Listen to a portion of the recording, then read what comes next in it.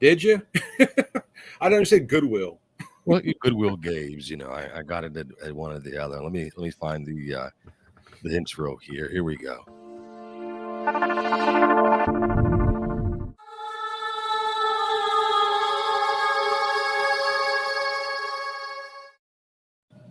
All right. So let me share this as usual here.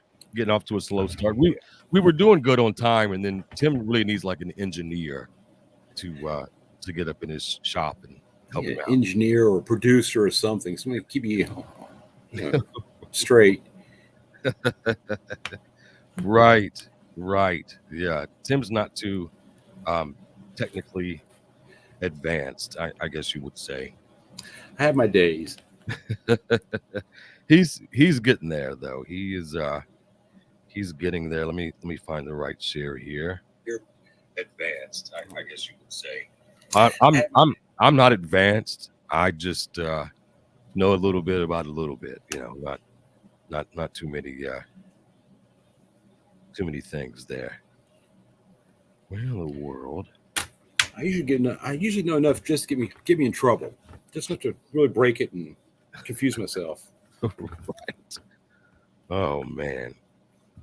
My phone's not wanting to give me the options that I was looking for. See now See how easy that happens.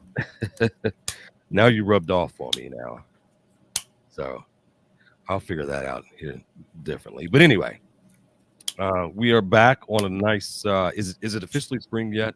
It is officially spring. It's officially spring. I've got to leave here. Kobe says, "What's up, guys?" What's up, Kobe? I've got to go afterwards and get a brand new lawnmower to cut mine and my mom's grass. So, that's awful.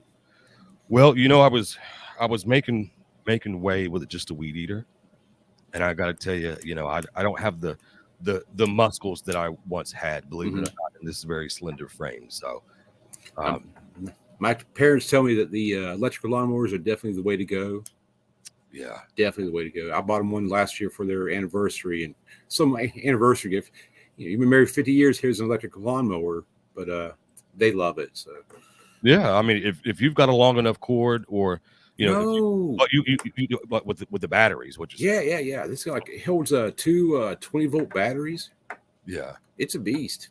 Yeah, well, I mean those the battery ones. I mean, as long as you got backup batteries, I mean you're good to go. If you don't have like a big yard, you're fine. But yeah, I might consider that option. Thank you very much.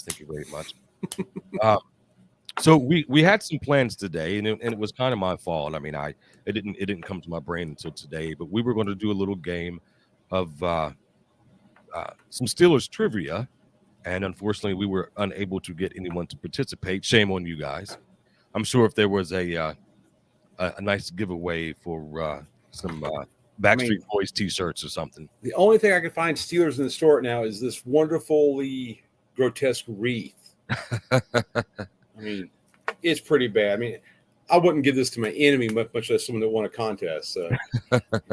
Well, I tell you what, for those of you watching, if anyone wants to play along with us in some Steelers trivia a little bit later, just drop your email address in the comment section. That way we can send you a link to join us while we're live, and you can play along with us. I'll tell you what the trivia is going to be. What is it? Quarterback trivia or Steelers trivia in general, or it was going to be quarterback trivia. Okay. Quarterback trivia. So. I'm a casual fan. I mean, I don't live and breathe the yellow and black. A casual fan of football in general. I might watch 3 or 4 games a year, but if you can beat me in Steelers trivia, I'll give you a $10 gift card for the store. There you go. So if somebody wants to come on, you know what? Since Rusty Hudnall's watching, we got Rusty to come make some purchases on your thing. So Rusty, if you're still watching, if you want to come on with us to do some Steelers trivia, just drop your email address there in the comment section. Kobe, if you want to come on, Kobe's a real great guy. He and his father are really, really great guys. So Kobe, if you want to come on and join us for some Steelers trivia, I know Kobe spends a lot of time in your shop, so the $10 off could work well for him. So, but we got some Steelers trivia. We got some Moon Knight to talk about. We got some Nicolas Cage to talk about. And we got, I was telling you earlier, there is a Voltron movie bidding war that we can talk about as well. So what do you want to dig into first? Let's hit Nicolas Cage up. Okay. Let me pull some Nick Cage up here. And again, guys, let me see what this comment is here. Rusty, you know that I'm a 49ers fan also, but if you watch football, then you know football, Well, yeah, you don't have to use the $10 towards Steelers merchandise. He does have 49ers stuff in his store. So, if you haven't been if you haven't been in his shop, Rusty, he does have 49ers stuff. He's got, ball cards and Beckett's and all kinds of stuff.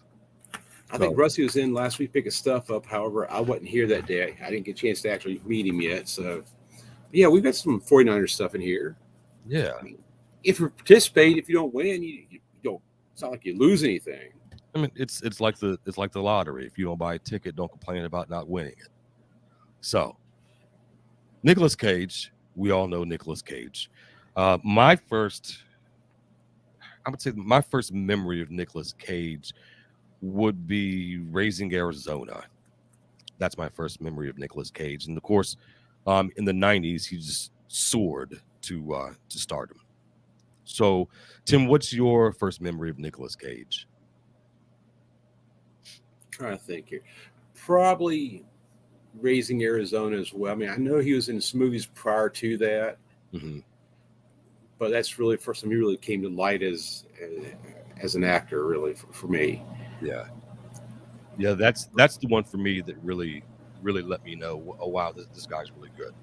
So Nicolas Cage, as many of you know, he's been, along with Bruce Willis, I had to throw that in there. He's been on a long streak of just bad straight to I don't know what to call it, straight to video, straight to streaming. Straight to streaming now, I guess, yeah.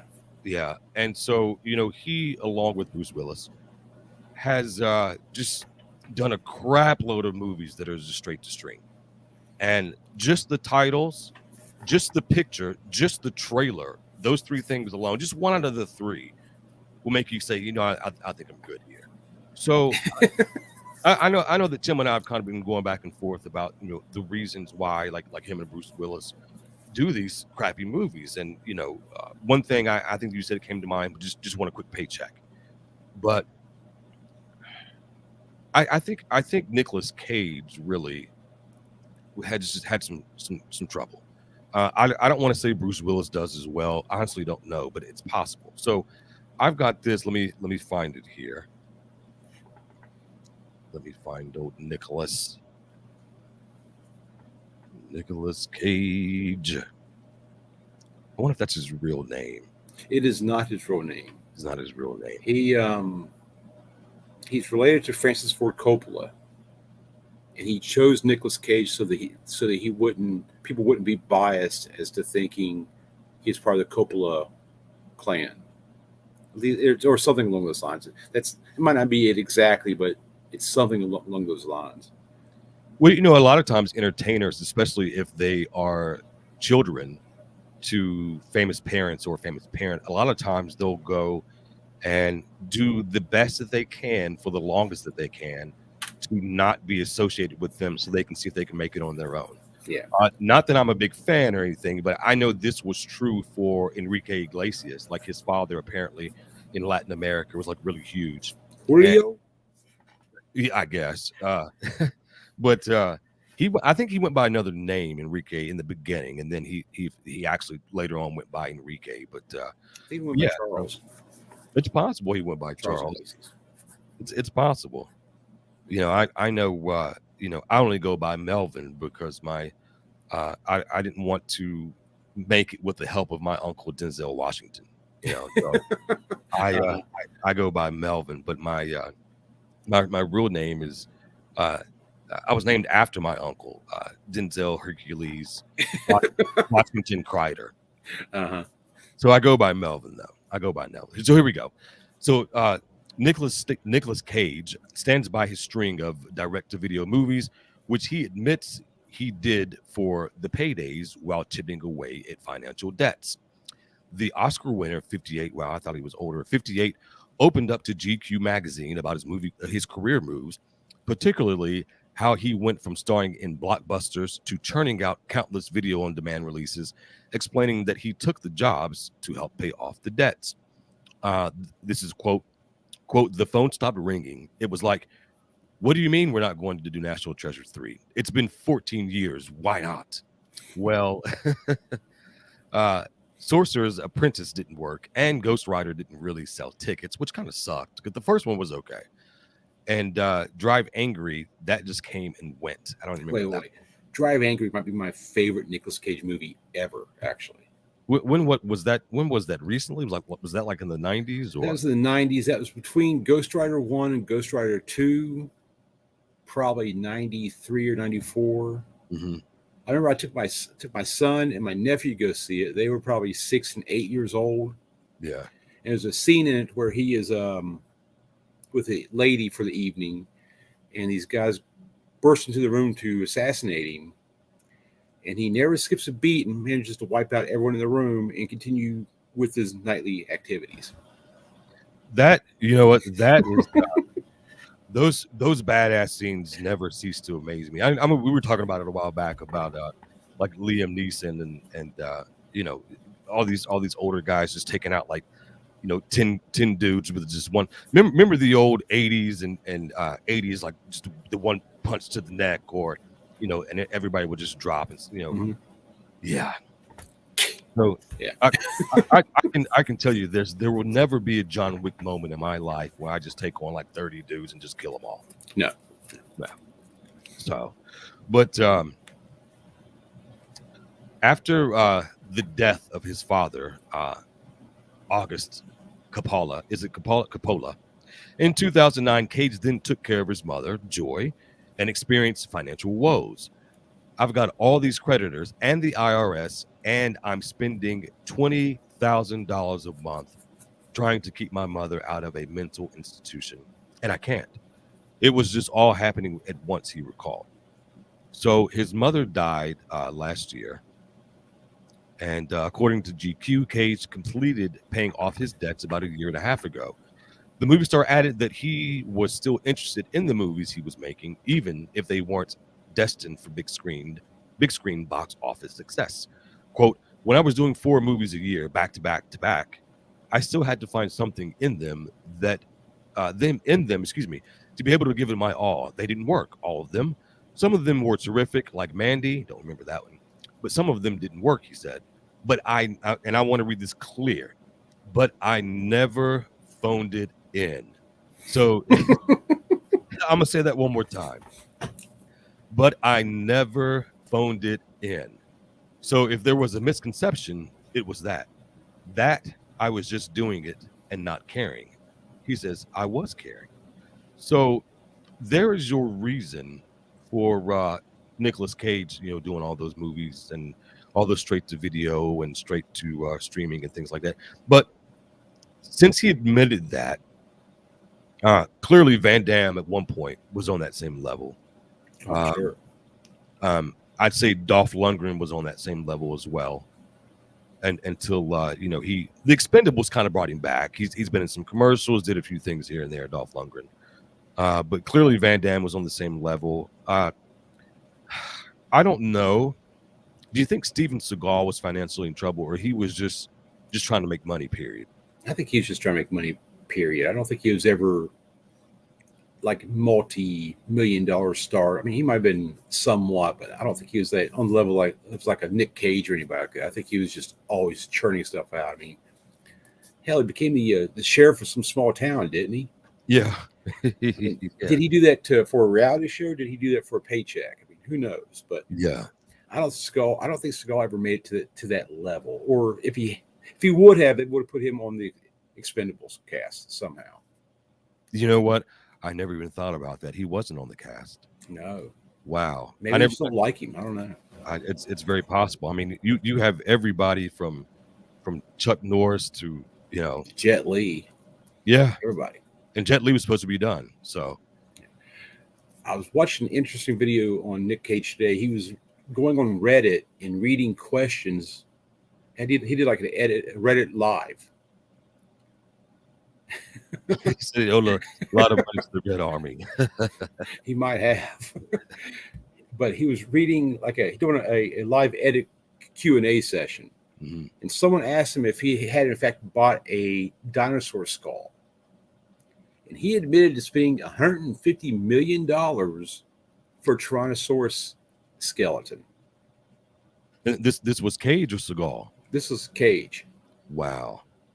Then he donated the skeleton back to whatever country it came from, but didn't get his money back.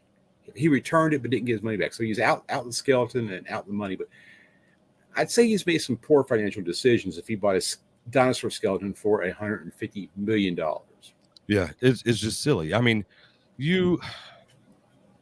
I know that it's always easier to say that, when you're looking from, just a regular person's perspective, it's easy for me to say, well, you know what, I wouldn't spend my money on this and wouldn't spend my money on that, et cetera, et cetera.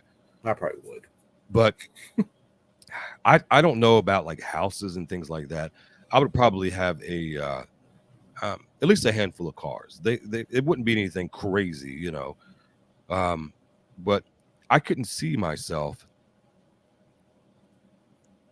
making all these movies and not having anything to show for it. So the one thing that I will say though is that a lot of people are under the impression because you're in movies that you've made like a lot of money from it. I mean, just a clear example, we talked about a few weeks ago about Chris Hemsworth only made like 75 grand doing Thor. So yeah. So there's always this misconception that because you're in a movie that you've made millions of dollars from. That's not even true. Jim Carrey only made like I don't even know if it was 100 grand to do Ace Ventura. I don't think he got paid that to do Ace Ventura. So it just depends on what you're doing, and so. But let me ask you this: does Nicolas Cage, as give me 1 second here, as Johnny Blaze, does that? Can you go back now and watch it and be okay with that, or do you want it to be rebooted with somebody different? I enjoyed the first Ghost Rider film for what it was. I mean, it's cheesy. Nicolas Cage is a little old to be playing young Johnny Blaze, obviously. The second movie is just horrendous. I don't think I even finished. I watched it once and I haven't bothered to go back and watch it twice. But can I see him now coming back that role? Oh no. I'm just saying in a sense, like, he did it. It was good enough. Let it be, and don't do it again. No. Reboot it. Definitely reboot it. Do it again. Are you looking at it on the same level as the Fantastic Four movies? I don't think it's as bad as those. No, I mean, I've seen all the Fantastic Four movies, and God loved Jessica Alba in the first couple of them. Right. But I hate those movies. Especially the last one. The last reboot is just so awful. It's bad. It's real bad. At least Johnny Blaze, at least Nicolas Cage puts that spin on it to where he doesn't take it so serious.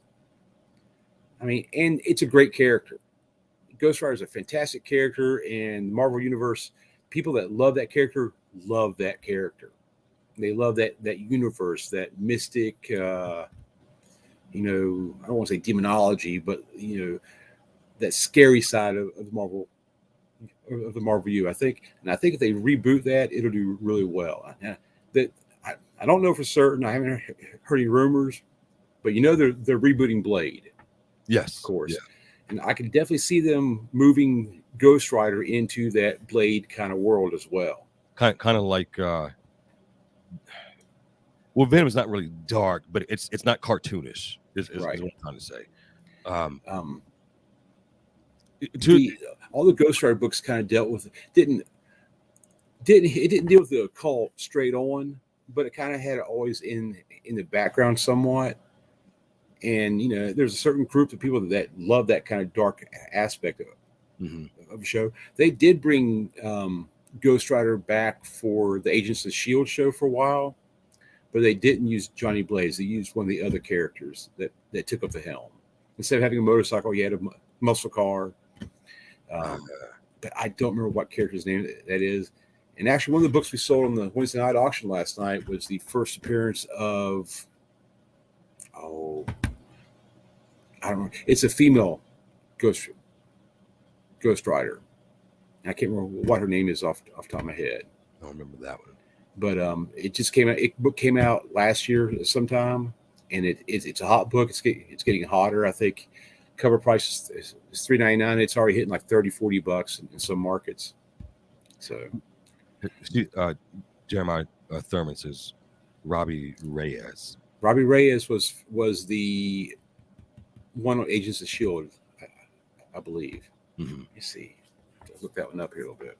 Well, I will say that. Let me check this out here. What is this? I will say that I like the idea of Ghost Rider being dark. I like the idea of Blade being dark, because really the first Blade, if you go back and watch the first Blade, if you didn't know anything about comic books, you really wouldn't know. It to me, the first Blade didn't have a comic book feel. It had like just a regular movie feel to it. It didn't feel cartoonish. Blade Trinity, by the time it got to Blade Trinity with Ryan Reynolds and Jessica Biel, it was kind of cartoonish, but yeah, I mean, I think I'm right there with you. If they bring Blade back and make it dark, if they brought Ghost Rider back and made it dark, I think it will work really, really well. I really, really do. I think with as dark as Batman is, mm-hmm. with as dark as the Joker film has been, I think Marvel could really benefit by moving some of its characters into a really dark kind of area. I don't think they'd lose the sales off of it. I think it'd actually do well for them. So you know what, and I thank you for doing that, because that was the perfect segue into Moon Knight. Dark. Moon Knight. Are you excited? Are you pumped up? I am very excited. That's actually one of the first books I remember reading growing up, and I'm not sure how much you know about the Moon Knight character, but he deals with multiple personalities. You know, one character is Mark Spector, one character is Moon Knight, one character is one personality, not character, it's a personality. One character is Pierre. There's 3 or 4 more there that I haven't read the book for a long time. One is Mr. Knight, but when I first read the book when I was young, I didn't put 2 and 2 together that it was multiple personalities. I thought it was different characters that all looked alike. I thought they just got shoddy art or something like that. Mm-hmm. What until I got older, so read back through a few of them and realized it's a character with multiple personalities that explores all of it. And a friend of Jake's, a friend of my son is Jake, my son, a friend of his, how to put it that way, was able to obtain a screener copy of the first 4 or 5 episodes of Moon Knight. He writes for for magazine. They sent it to him to give a review on it. So they watched it last week. They say it's absolutely fantastic. Yeah.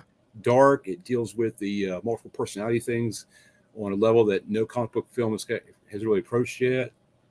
They say it's just a fantastic show. Well, I think that you're right about if Marvel does some dark stuff, because even the Avengers in the end got kind of bubblegumish in the end. In the beginning, it was one of those deals where even though they were comic book characters, it still felt like a kind of like an action movie sort of. But once it got to Endgame, it got kind of bubbly. It was still good, without a doubt, but it got kind of bubbly. But when you add Moon Knight, like not moonlighting. Is that Bruce Willis says it's Moon Knight? Bruce is creeping in my head. When I was a kid, I always thought Sybil Shepherd was just absolutely beautiful. But Moon Knight being dark, Morbius being dark, I think it's good, because sometimes what happens is people kind of get burnt out, like on comic book movies, and if you keep them bubbly, and if you get to the level like the X-Men did and Fantastic Four, it kind of just turns you away. But I think Moon Knight's really going to, like you said, keep people's attention because it's different, it's dark, and it's something that that you can get excited about. So it premieres March 30th, I believe, for everyone else. Yeah, March 30th. Give me a second here. I've got some people that's starring in it. Let me find it. I know that Ethan Hawke is in it. I haven't seen that guy in a long time. Let's see. Let me pull this one up here. Ethan Hawke is one of those guys that kind of really just got big with Training Day and then just disappeared. Yeah. Tell you about the Moon Knight book itself. The first appearance of Moon Knight has been climbing up in value for the last couple of years for people. People have been anticipating him coming into the Marvel U. Mm-hmm. And it's a book that, let's say 5 years ago, near mint copy would bring $300 or $400, $500. Now, if you got a near mint copy, the first appearance of Moon Knight, you're looking at $4,500. Woo.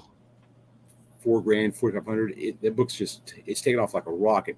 The anticipation of this show is huge, especially in the comic book collecting market. Yeah. The description on it says a former U.S. Marine struggling with this. Let me say this word correctly here. Struggling with dissociative identity disorder. Man, that was big.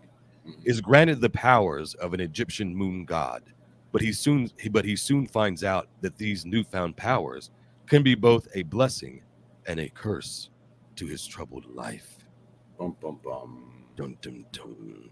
So it stars Oscar Isaac. That's one hell of a name. Ethan Hawke and Gaspard Ulule.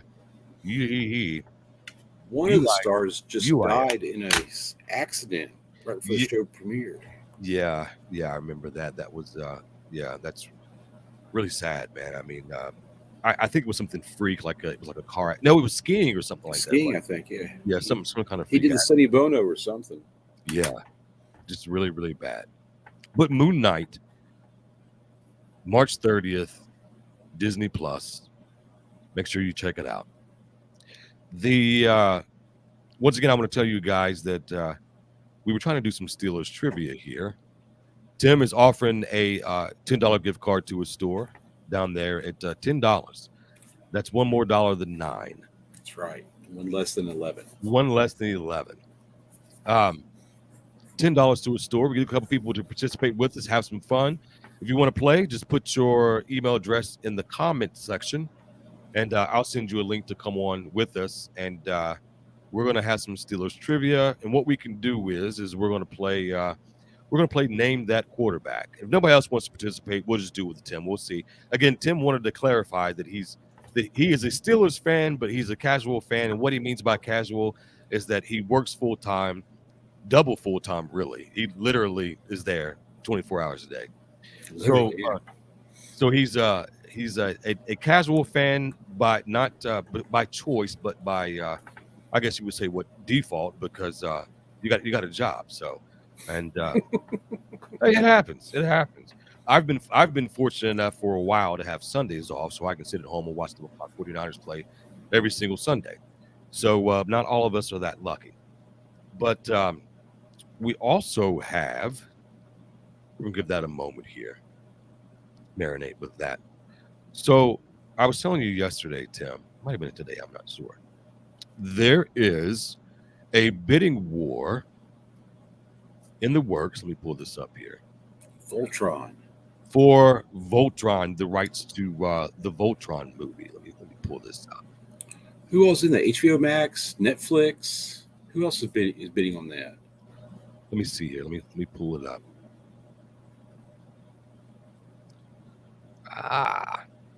So let me read this here.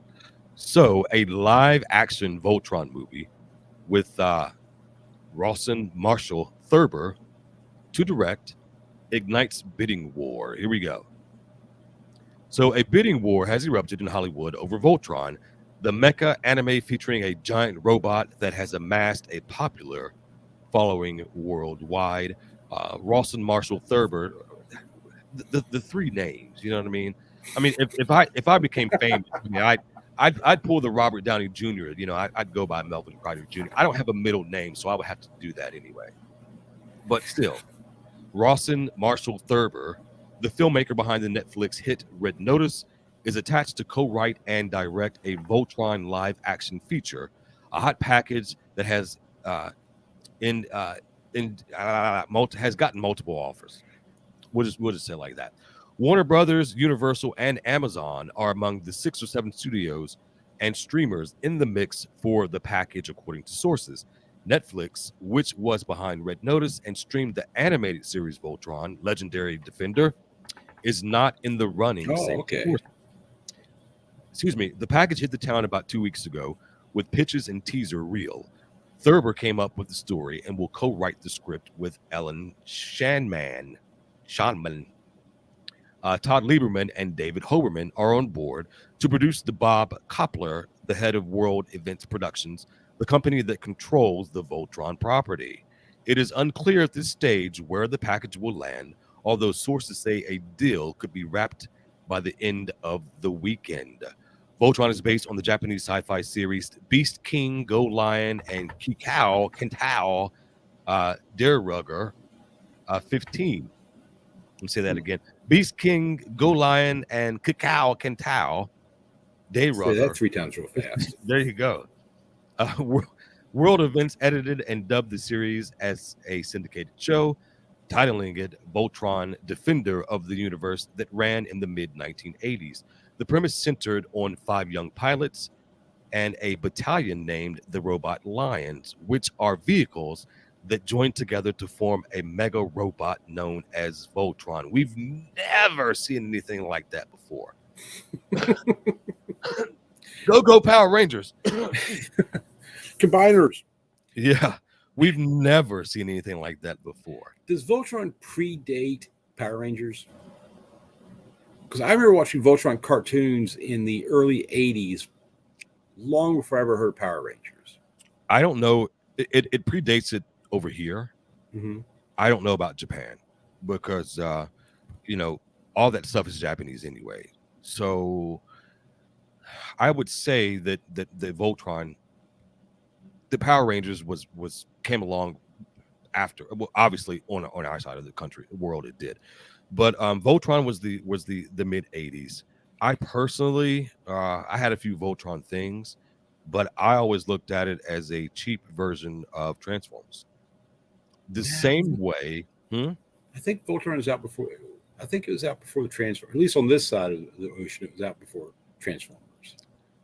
It was. I just don't think it was marketed as well as Transformers was. Let's see.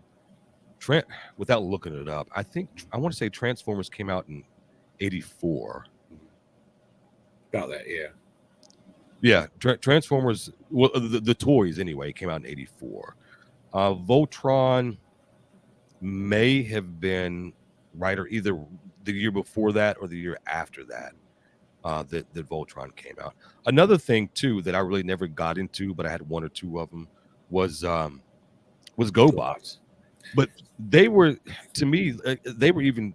I don't know which one was cheaper, the GoBots or Voltron, when it came to the actual toys. I never had any Voltron toys growing up. I had quite a bit of the GoBot toys. Mm-hmm. I think GoBots actually hit the market the year before Transformers did. Yeah, I believe so. But I think,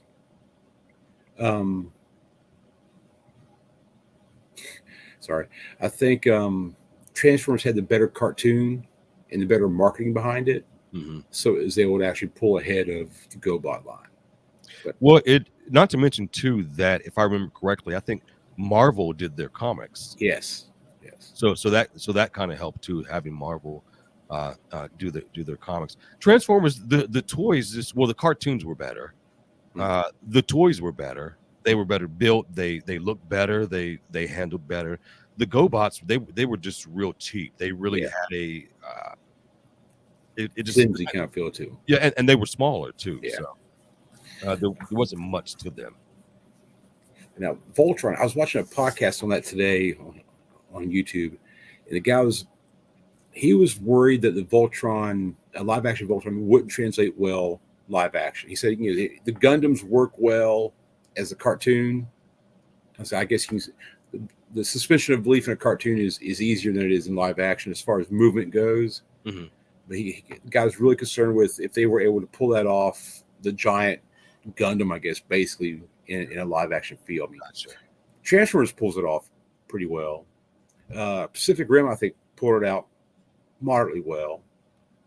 But and that's what he's saying, because I'm just really concerned that it's not going to be as visually appealing as we hope it will be. Well, the good thing is that with technology, of course, as the years go by, technology always gets better. So, Transformers, gosh, that came out 2003, 2, something like that, the first one, something like that. 2002, I think. Yeah. So we're looking at 20 years time difference in technology. I mean, just really think about that. I mean, as amazing as things look now, even like I'll tell you what'll creep you out. Go back and watch the first X-Men movie and look at Wolverine's claws and special effects and the lack thereof. Mm-hmm. Go just pull it out. Yeah, just pull it up on YouTube and just look at his adamantium claws coming out. It looks like something that you made, in high school. Looks that bad, huh? It looks awful now. Yeah, I mean, you can clearly see, the CGI, I guess is what you would say. But 20 years ago, it looked great. You're like, oh my god. Yeah. But now, I mean, it looks like Hugh Jackman, somebody's like shining a flashlight on his hand. So, it's very, very, very different. But I think 20 5 years really is a long time. But 20 years, I think they'll be okay with it. I can't say that I'll watch it, but I don't know much about it other than what they are and what they do. But I think they can pull it off. It's like you said, if they can. I mean, the Power Rangers did it with their. Power Rangers. They look good. Yeah, I thought. Who was it that played Rita Repulsa? I don't know. What's her name from? She was in what's the movie with the Mockingjay and the Hunger Games? Oh yeah, okay.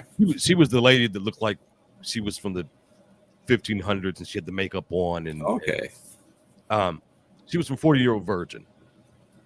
You know what I'm talking about? Did she play the girlfriend in 40-Year-Old Virgin?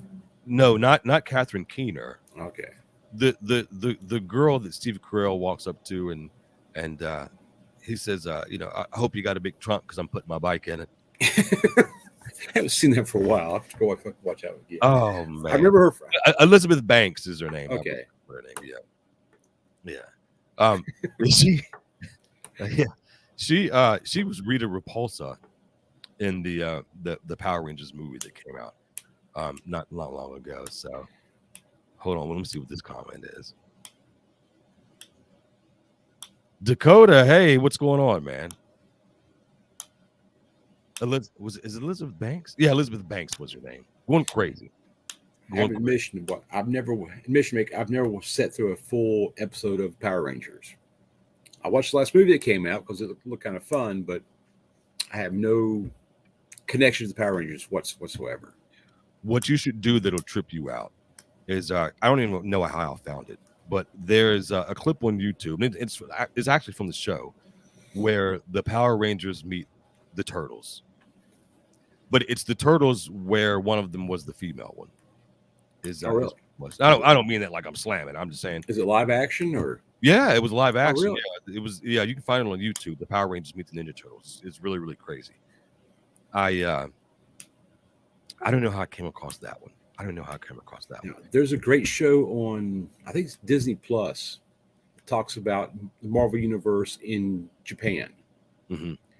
And it basically comes out and says that Spider-Man in Japan is what really inspired the Power Rangers. If I can find the name of the show, I'll send it to you. But I guess when Stan Lee started pushing Spider-Man over Japan, mm-hmm. they were looking for an action hero that was a Japanese action hero that was equitable to Spider-Man. And they had a whole Spider-Man series going on in Japan for years and years. And to go back and watch some of the clips of it, it looks really funny because he's got slightly different powers. Mm-hmm. Something about they couldn't afford to film in the action sequences in the city. So all the Peter Parker sequences are in a city, and all the Spider-Man action sequences are in like a wooded area, which makes no sense with the story. We would just they'd all bounce to a park and start fighting or something like that. But that kind of over time that morphed into good word there. That transformed into the Power Rangers series. Wow! If I can find the name of that, I'll send it to you. Well, what's crazy is that all those Japanese toys, all those series, the Power Rangers and things like that, they're huge over there, and it takes years for it to get. Tim says, "Hey, it takes years for it to get over here." I don't know if Tim had to get a new Facebook or what, but he sent me another friend request here. He may have gotten somebody may have. He may have got banned on his first one for upsetting people with his political comments. I would never do that on Facebook. So it's possible. Is Tim still Tony Stark?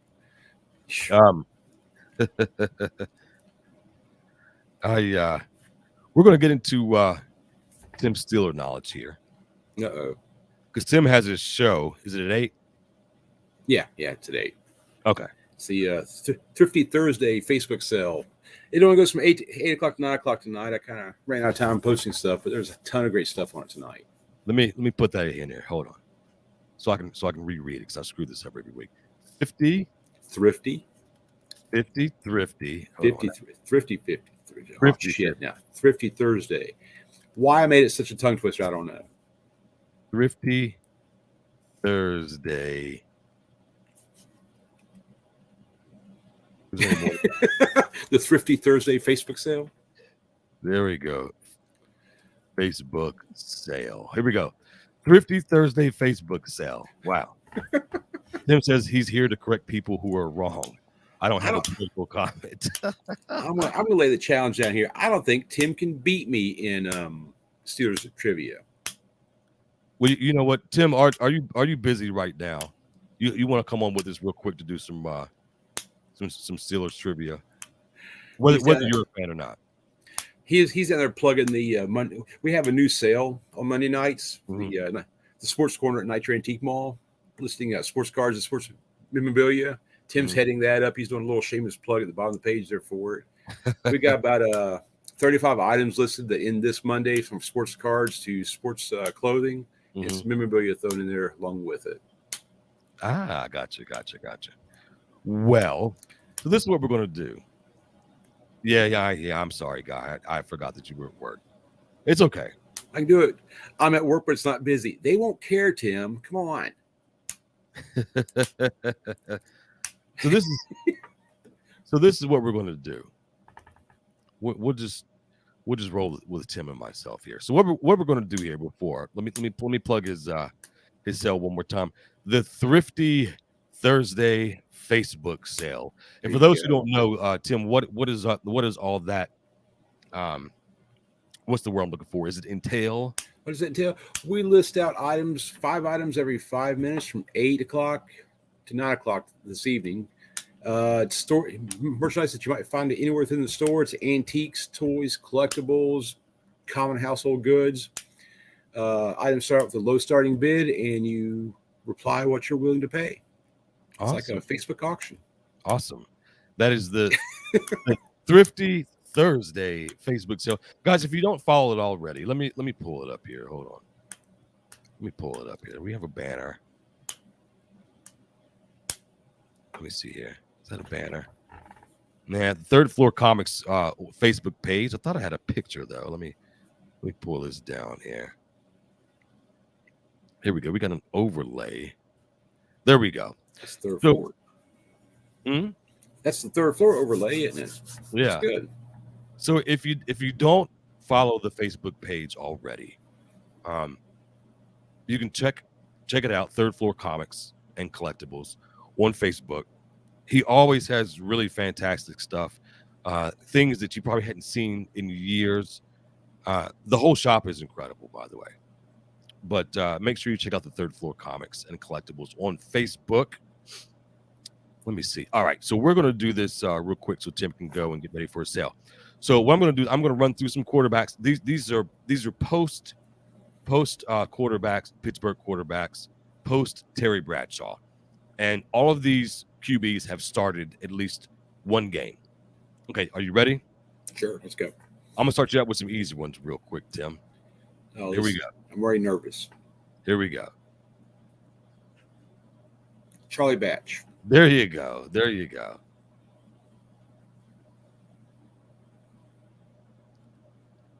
No. You sure he wasn't on the practice squad? He started a game. Devin Hodges. Oh, no, man. No idea who that guy is.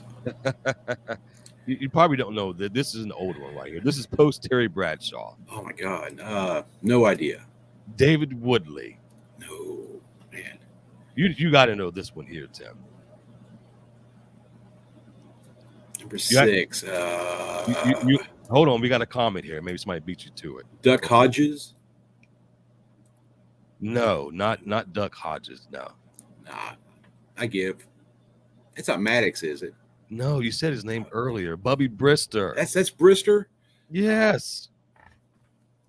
Come on, Tim. Yeah, Tim got it. Recognize unless he's fumbling something.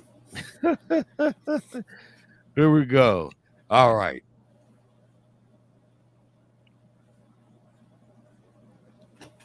Just look at the background, Tim. I see the doubt. Oh, throw it to me, Neil.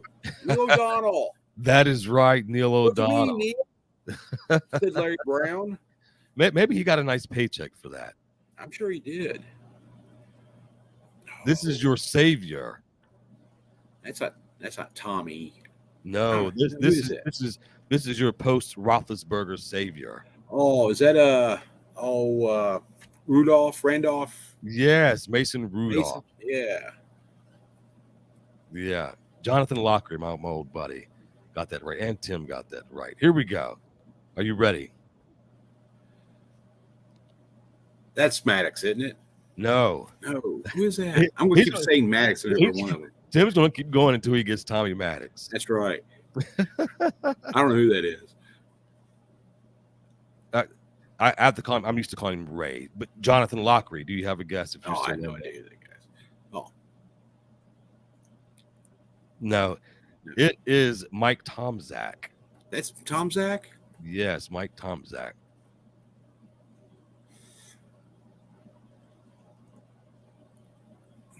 No, that's not Roethlisberger. No. I don't know. No, not Ben. Gosh, dog, I gotta call you by your grown-up name, Jonathan. Not well, what it is. Me and Jonathan used to work together, and this was almost 20 years ago. He went by his middle name, Ray. So I'm used to, but I have to call him his adult name, Jonathan. So not like a ray of sunshine, huh? This is like people they know me from childhood as Denzel. I go by my adult name, Melvin. Landry Jones is correct, Tim Steele. Wow. That is correct. Here we go. This is an older one here. I recognize his face, but I don't know who he is. That is Mark Malone. Okay. Why is it a lot of the Steelers quarterbacks have that porn stash going on? Speaking of that, real quick, I don't want to go too far in it because you got to go. Have you seen old Ronnie in prison? I only wanted to say his last name. Who? Old Ronnie J. No. He looks. You know what I'm talking about? No. I'll tell you after the show. He's in jail for we'll just say misconduct. Oh, okay. And his profession was misconduct. And you go to jail. But anyway, you got to know this one. Come on. That's Cordell. Yes. That's Leftwich. Yes.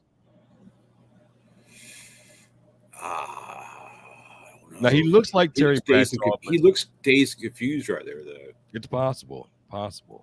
That is Kent Graham. Yeah, no idea who that guy is. He started a game? Yeah, he did. Post Terry Bradshaw. Another porn stash going on there. No idea. He kind of looks like Roethlisberger, but it's Jim Miller. Okay, and finally, hey, Tommy Maddox right there. Tommy Maddox. I'll tell you this real quick before you go. When I used to work at Foot Locker years ago, and this is when Tommy Maddox first burst onto the scene for Pittsburgh, and people were just coming in left and right buying his jersey up, and within a year or two, he was done. So that I had a Cordell jersey for a while, so I was all about Slash. Slash was the man back in the day. For about 12 games, he was the guy. Slash was the man. He was the man. One more time here, I want to tell you about. Let me do it without looking at it. Thrifty Thursday. Hold on. Next time we do a show, I'm gonna have a shirt on that says Thrifty Thursday on it for us. Thrifty Thursday Facebook sale. Be sure to go to. Is it on third floor or is it on your regular? It's on the Thrifty Thursday page. It's got its own page. Thrifty Thursday Facebook page. Go check it out. Jonathan has a good question. Do you think Baker Mayfield could end up in Pittsburgh? I do. I think he can too. I do. It's if they trade him, no, because where they're in the same division, you usually don't trade in the division. But you never know. So I was reading a short article on today that's comparing Baker Mayfield's numbers to the guy that just signed, Deshaun Watson. No, the guy that Pittsburgh just signed. Oh, Dwayne Haskins. No, what's his name? Played with the Bills. Oh, I can't remember what his name is. Gosh, dog, I know what you're talking about. Yeah, I never heard I never heard him before this started. That's how casual a fan I am. But Mitchell numbers. Yeah, Trubisky. Yeah, I mean, he's got a Pittsburgh name, by the way, Trubisky. That's how much more Pittsburgh can you get than that? Right. But as far as their stats go, his stats and Mayfield's stats were almost dead even. So who knows?